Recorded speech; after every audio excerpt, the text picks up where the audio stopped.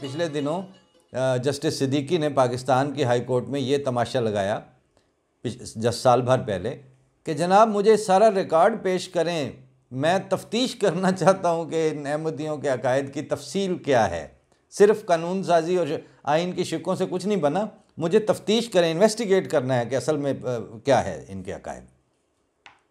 تو یہ باتیں یہ وہی کیتھولک چرچ جو ہے، جس وقت کیتھولسزم جو ان کے چرچ سے لوگوں نے برگشتہ ہو کے بالآخر سارے عقائد کو ہی تیاگ دیا، اس سے ذرا پہلے یہی حرکتیں ہو رہی تھیں کہ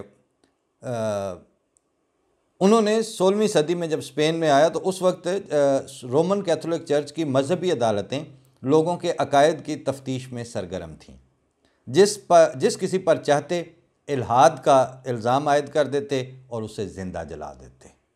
بلاسفیمی جس طرح آپ کے ہاں کھل کھیل رہی ہے، جو اس کی شکلیں بن رہی ہیں، جہاں پر جو جھوٹے مقدمات کی صورت ہے، یہ اس ایک لائن میں آپ کو واضح ہو رہی ہے۔ حضرت عیسیٰ علیہ السلام کے عارضی ظہور سے ایک دن پہلے جنوبی اسپین کے اس شہر میں عقائد کے محتسب اعلیٰ، یعنی عقائد کا بھی گویا ایک محتسب اعلیٰ ہوتا ہے، اس نے 100 افراد کو زندہ جلایا تھا، اس مذہبی تقریب میں شمولیت کی سعادت حاصل کرنے کے لیے بادشاہ، درباری، لاٹ پادری، خوبصورت خواتین اور سیول کی ساری آبادی جمع ہوئی تھی۔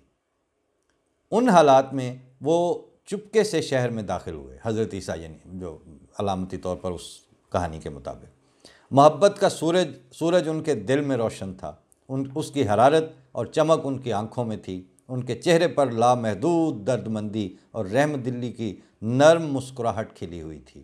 لوگ پہچان گئے کہ وہ کون ہیں اور ان کے گرد مجمع لگ گیا۔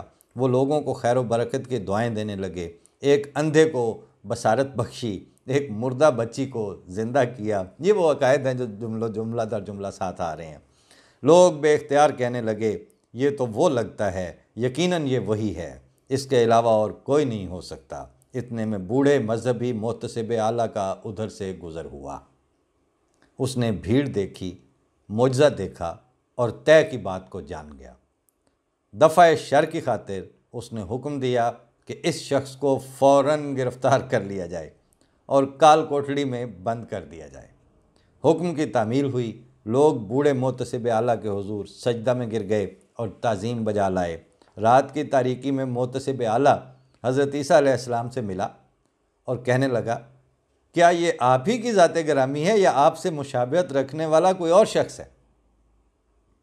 مجھے آپ کا جواب درکار نہیں، مجھے معلوم ہے آپ جواب میں کیا کہیں گے۔ میں کل صبح آپ کو بھی بدعتی قرار دے کر زندہ جلوا دوں گا۔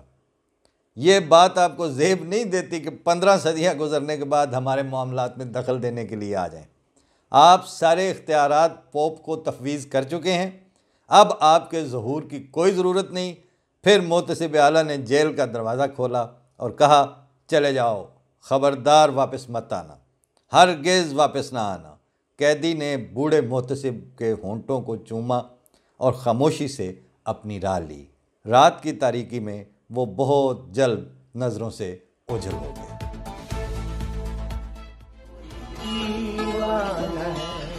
ایک پروانہ ہے، میں نے سب کی سنی